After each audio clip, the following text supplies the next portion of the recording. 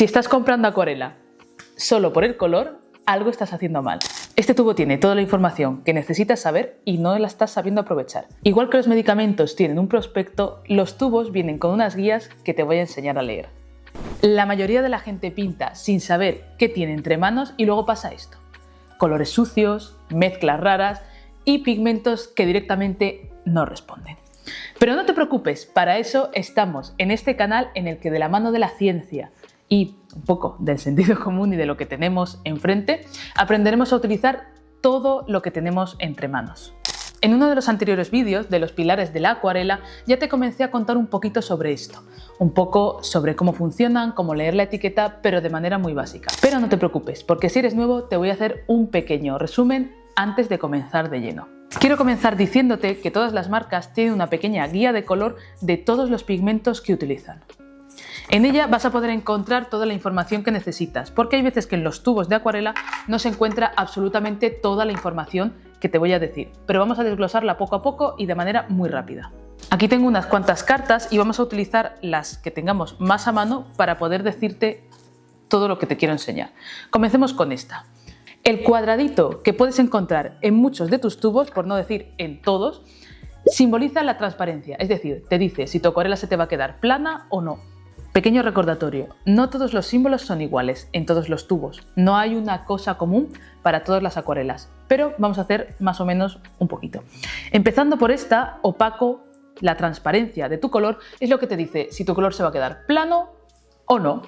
Es un cuadradito que encuentras en todos tus tubos y te comenta opaco, semiopaco, semitransparente y transparente, el poder de cubrir tu papel y tu acuarela. Nos vamos al siguiente símbolo, que ya te he contado también. El triangulito, a veces rombos, otras veces círculos, esto depende un poco de la casa. En este caso, por ejemplo, en Migelo tenemos el triangulito y esto te dice el poder de tinción. Vamos, si estás firmando un contrato para siempre de muerte en el que no vas a poder levantar ni con el quitapigmento el pigmento, o si por otro lado vas a poder levantarlo de una manera muy fácil. Aquí viene un punto muy importante que te voy a recordar y que quiero que afinemos muy bien, porque es la durabilidad con la luz. Los sistemas de medida aquí sí que varían muchísimo, directamente con el sistema de medida de ASTM que va de 1 a 4 o puede directamente no estar cubierto, donde 1 es excelente, 4 es malísimo, pero te voy a definir un poquito qué quiere decir todo esto. La cosa es súper sencilla.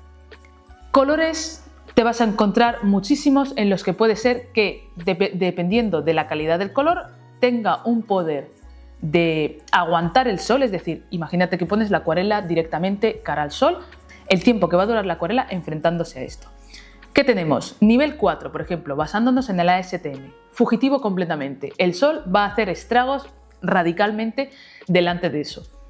Nivel 3, entre 50 y 70 años. Aquí ya, bueno, a lo mejor, depende de la edad que tengamos, nos hemos muerto antes de que la acuarela se haya ido.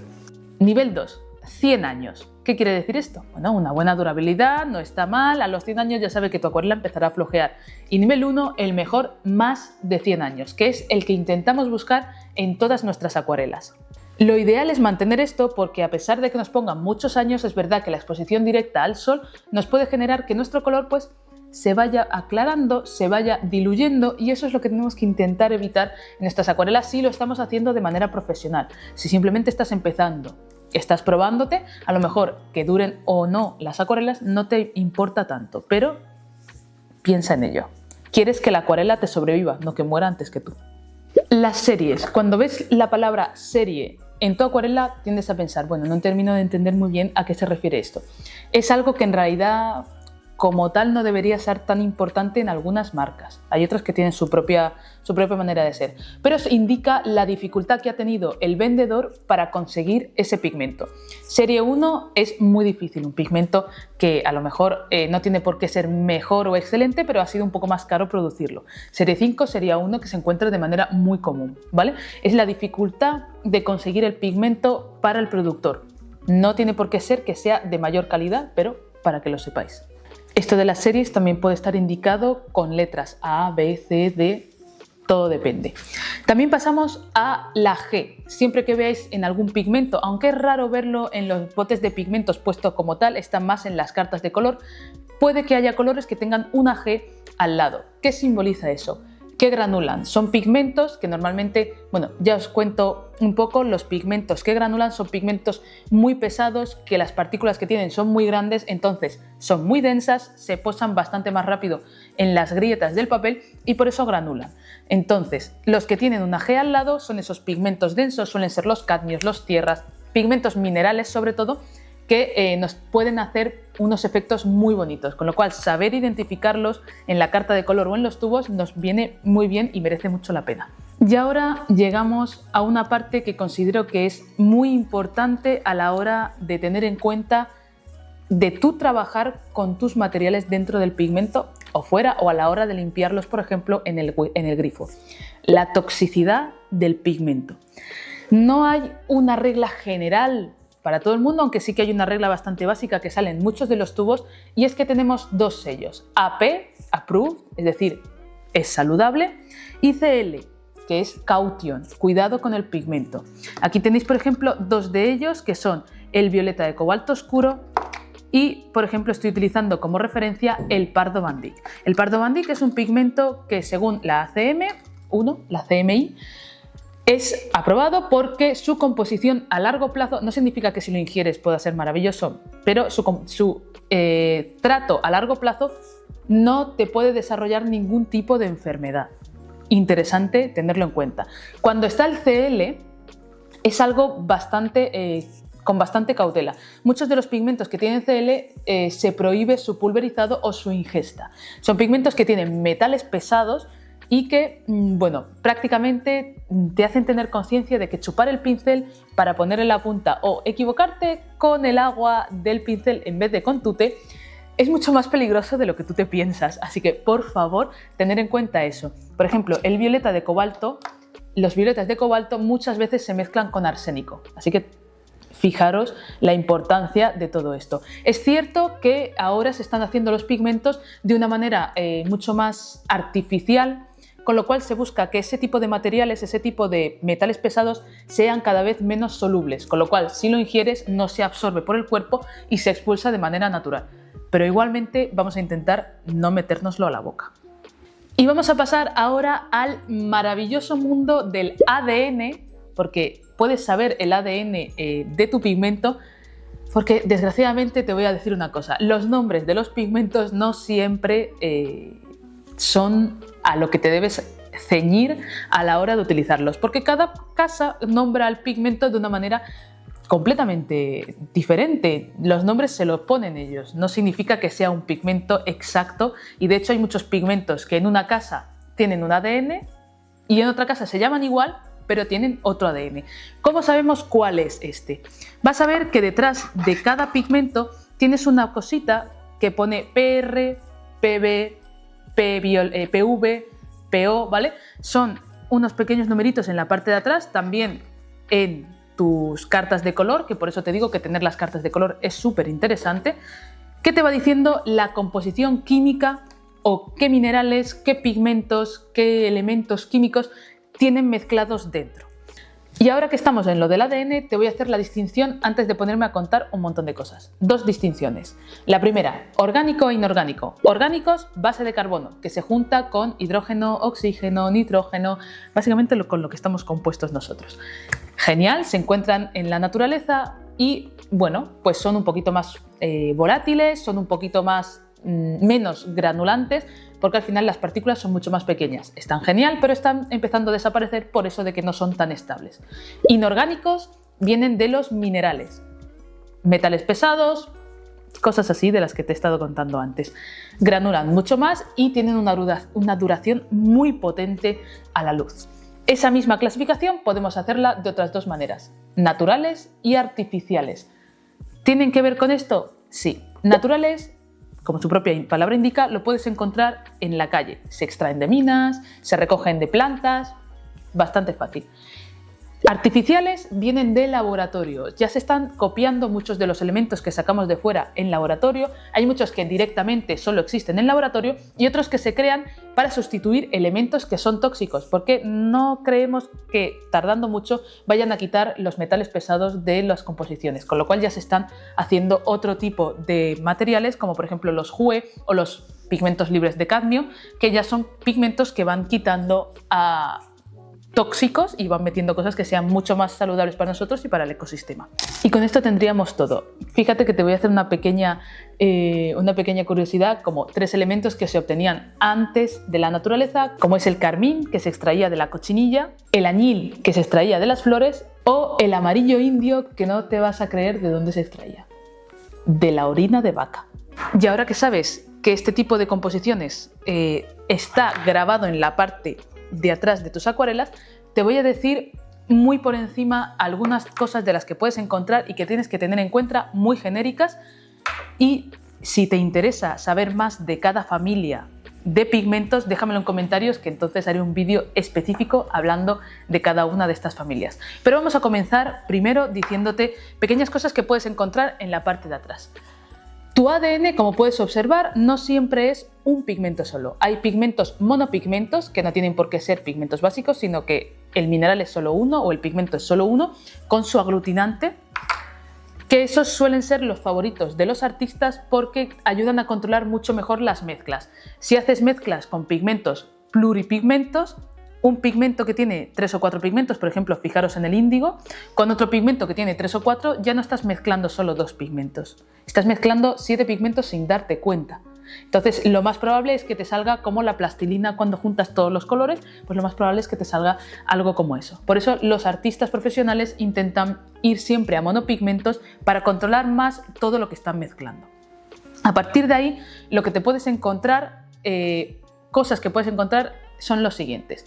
Si encuentras el número PW6 o PW4, el PW6 es el blanco de titanio y el PW4 es el blanco de zinc. Como puedes observar, dirás, pero en la acuarela no se utiliza blanco. Sí, se utiliza y mucho en muchas composiciones. Lavanda, cerúleo, os lo podéis encontrar en un montón de colores, con lo cual tenéis que saber esa diferencia. Si es PW4, zinc, transparente.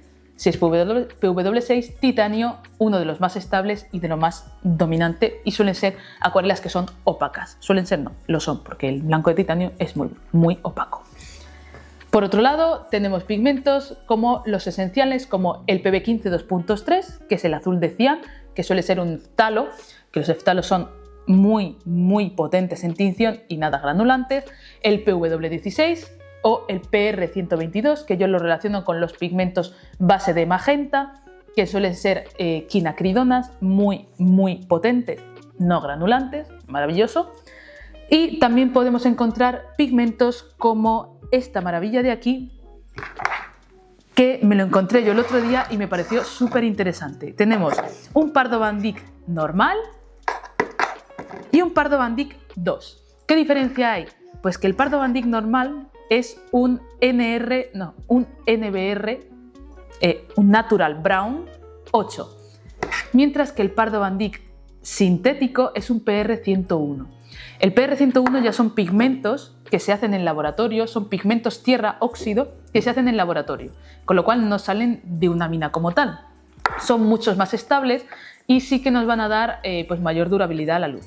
Pero esto de aquí es una maravilla porque es un negro natural, es decir, está sacado de mina, es un óxido natural y este es un Pardo Van Dyck que no te va a tener la misma duración, de hecho creo que dura entre 100 años y 70, pero me parece maravilloso el tener el pigmento natural. He estado mirando en todos los tonos siena, tierras, óxidos que tengo y ya de pigmento natural no tienen, son todos hechos en laboratorio.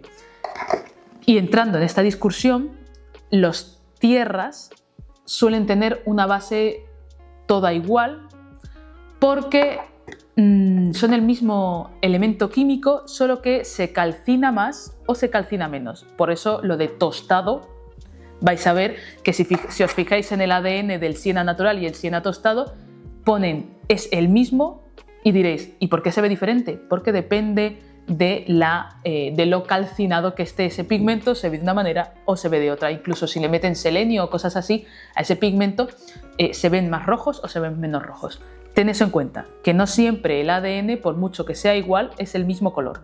De hecho, en los violetas, hay unos violetas que, los de quinacridona, en los violetas de quinacridona, el magenta de quinacridona son el mismo pigmento, pero dependiendo de lo grande o pequeño que dejen la partícula, es decir, si lo muelen más o lo muelen menos, se ven más rosas o se ven más violetas. Para que tengas en cuenta que hasta la refracción de la luz, dependiendo de lo grande que sea la partícula, cambia el tono.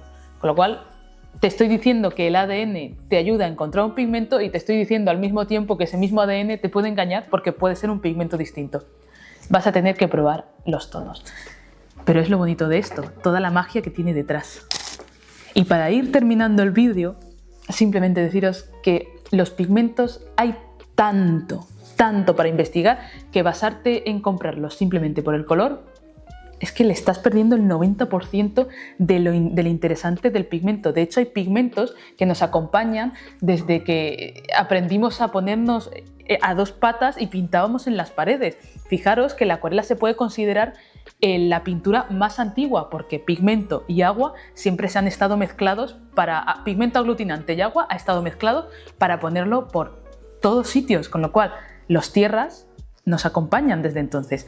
Así que vamos a cerrar este vídeo con un par de curiosidades sobre pigmentos y voy a comenzar diciéndote estas 4 curiosidades para que te pique el gusanillo y te pongas a investigar. Comenzando por la familia de los cobalto. Esos cobalto que tienes, violeta de cobalto, azul de cobalto, todos los cobaltos, los turquesas, verdes, amarillos, como puedes observar, no es solo una gama pequeña, hay un montón de colores que salen de ella, que como curiosidad tienen una historia minera detrás bastante importante. ¿Qué pasa? Este pigmento no se buscaba. En la Edad Media, los mineros alemanes, cuando estaban buscando plata por sus minas, se encontraban con un mineral bastante parecido, pero que al calentarlo no producía un metal precioso, sino que te producía un gas tóxico, el arsénico. Potencia a tope.